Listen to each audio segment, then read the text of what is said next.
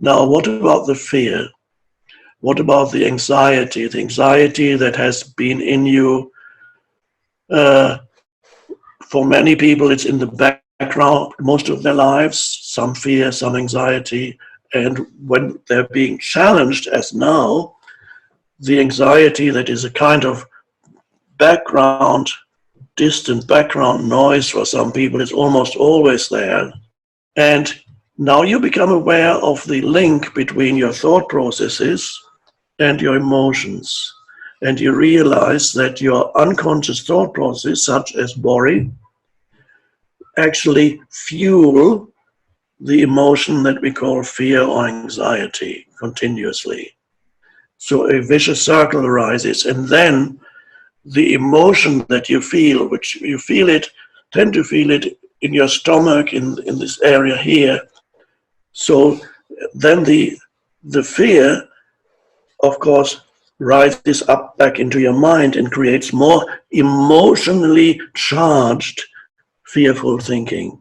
And that creates even more of that emotion. This is why it's called a vicious circle. The fearful thinking feeds the fearful emotion with energy.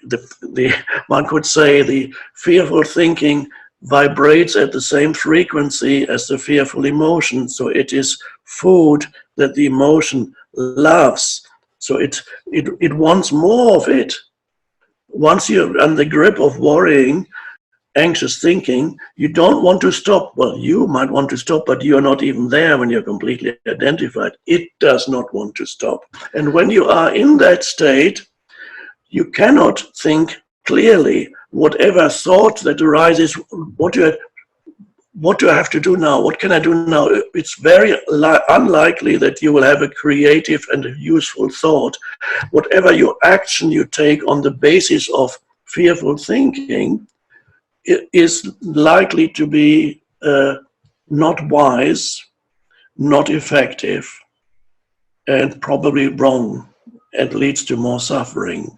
In whatever way you interpret the world when you're in the grip of fearful thinking is going to be a complete misinterpretation.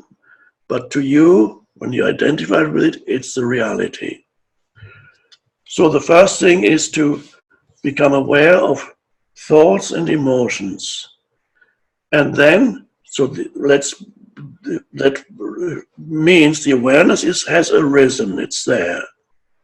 Then once you recognize the futility and destructive nature of certain types of thinking, you're able to increasingly let go of it and replace it, not immediately necessarily with positive thoughts, but it's better to, because you still have the negative emotion there. So if you immediately replace the unconscious fearful thinking with positive thoughts, there's a conflict between the emotion that is still there, which is the fear, and the thoughts that are floating on top there. And you will feel that there's something not right, because the emotion says you're in a critical state, and your mind has a thought that all is well, life is good, I'm going to be abundant. It's unlikely that this will be effective. Replace, instead of engaged in negative thinking, be more present as much as you can. Be more in the present moment, because after all, that's all there ever is. The mind doesn't seem to know that. All there ever is the present moment. There's nothing else ever in your life, so you might as well give it some attention. You might as well make it the focus of your life, because it unfolds in this now moment. Everything. Future never comes. It's always now. When the future comes, it's the now. When the past happened, it was the now. When you remember the past, you remember it now. When you think about future, you think about it now. There is only now. So you might as well give it your fullest attention, make it the focal point of your life, and then see what you can do with the so-called future. But first you need to come into a relationship with the now that is helpful, sane, and that is friendly. Become friendly with them. When you enter the now, you see the now is not really that, is not a threatening place most of the time, except when there's an emergency happening, then you have to do something, an immediate life-threatening or whatever it is. But the now is actually a much more benign place than the mind would be able to recognize. But you need to have your awareness there. You need to be aware.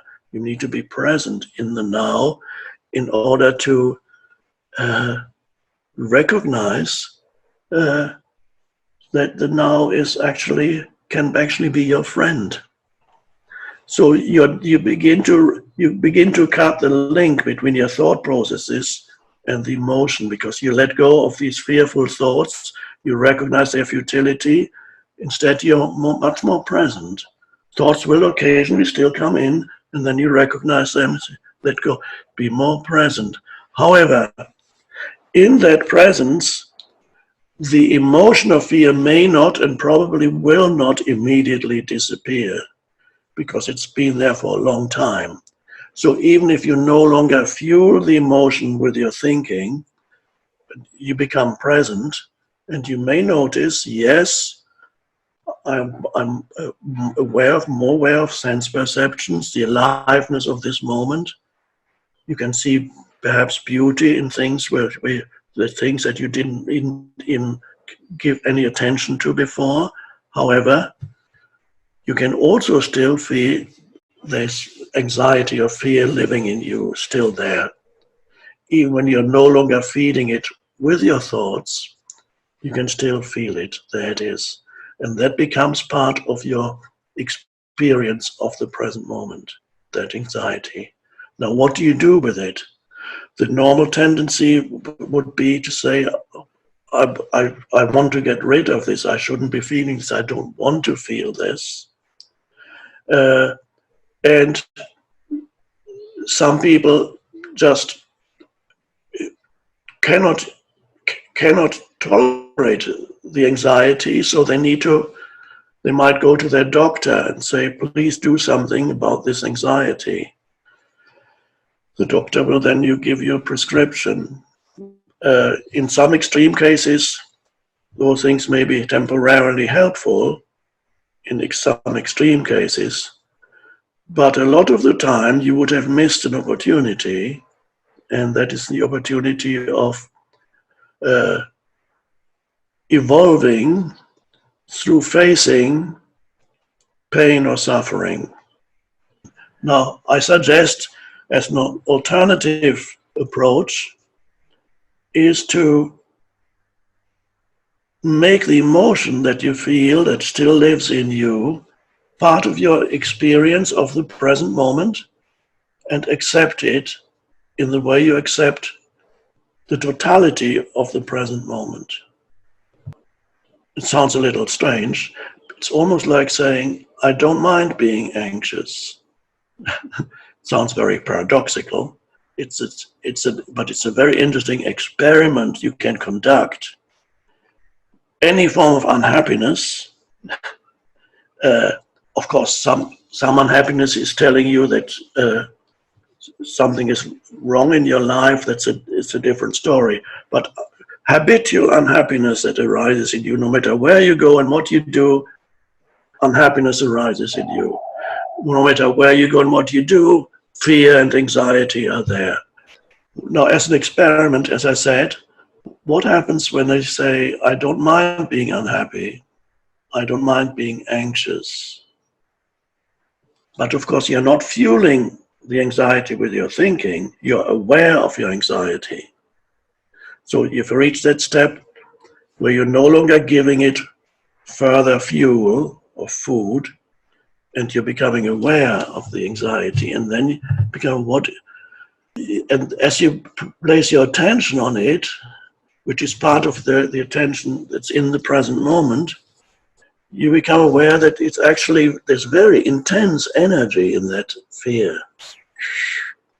It's like almost a burning energy in that fear. But the energy is not a flowing energy, it's trapped energy.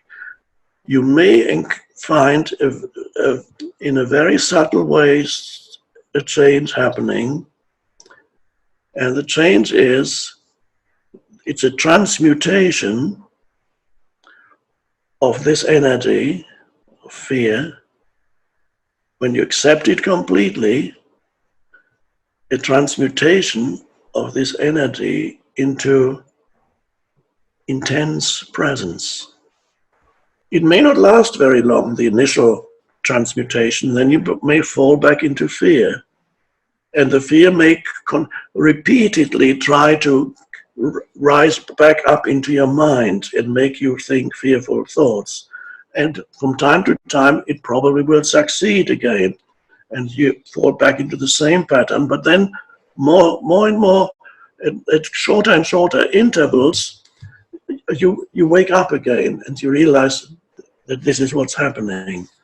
And then again, you come to a place of just acceptance, and then notice that the transmutation happens again. It is not just fear, it can be with any kind of suffering in your life. When it's completely accepted, a transmutation begins to happen.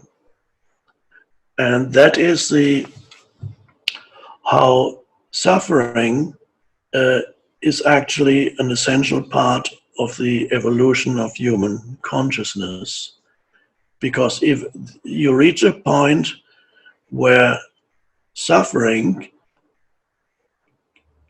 can be transmuted into a higher consciousness, awareness or presence, it becomes fuel for presence.